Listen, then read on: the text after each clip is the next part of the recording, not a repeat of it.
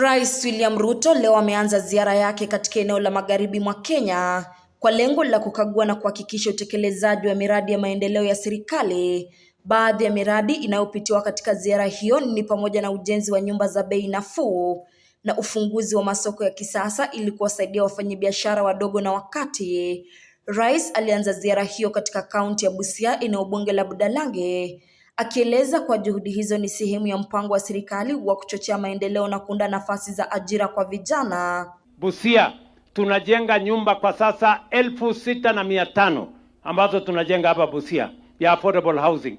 Tuko na vijana zaidi ya 2,500 wanafanya kazi kwa affordable housing. Vijana hoye! Tunaelewana? Na hiyo program ya affordable housing ni kwa sababu hatuna ardhi ya kutosha ya kugawana tena. Tunataka ile ardhi tuko nayo tutumie kuzalisha chakula, kuzalisha mimea, ndio tupate chakula na tupate pesa. Tunaelewana? Mnasema tuendelee ama tuendelee?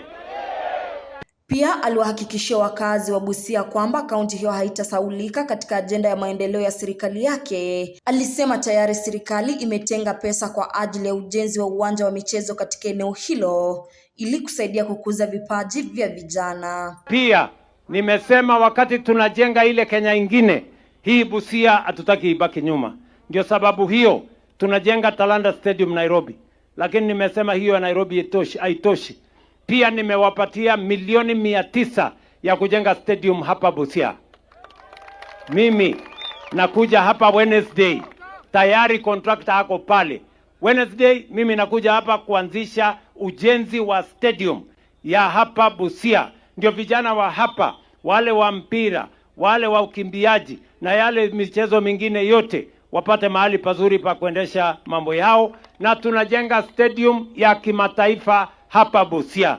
Wakati huo huo, waziri wa vyama vya ushirika alitumia fursa hiyo kuwakosoa baadhi ya wanasiasa wanaodai kwa mpango wa rais wa Nyota unafadhiliwa na Benki ya Dunia. Alisisitiza kwa mpango huo ni juhudi ya serikali ya Kenya inayolenga kuwainua vijana na kuwapa fursa zaidi za kiuchumi.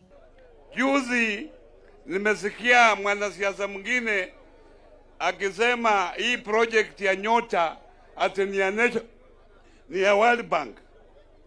Ati hii project si ya Kenya, ni ya World Bank. Nataka niambie wananchi, nyinyi mko hapa, hii project ya Nyota ambaye rais ameleta ni ya serikali ya Kenya. Tulipata mkopo kutoka World Bank na Wakenya watalipa hiyo mkopo. Hiyo ni mali yenu, mshikilie hapo, tuendelee mbele.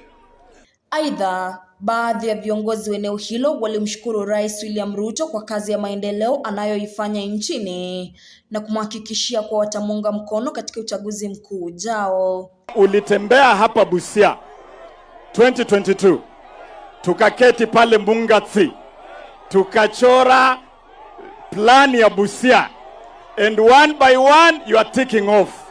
Nasewa, you've ticked off. Ring Road, you are ticking off. Irrigation scheme, you are taking off. We assure you ya kwamba ile support tulikupatia 2022 this time ni maradufu. Nikiripotia mtazamo wa Dira runinga ya Tandao, jina langu ni Florence Simiyu.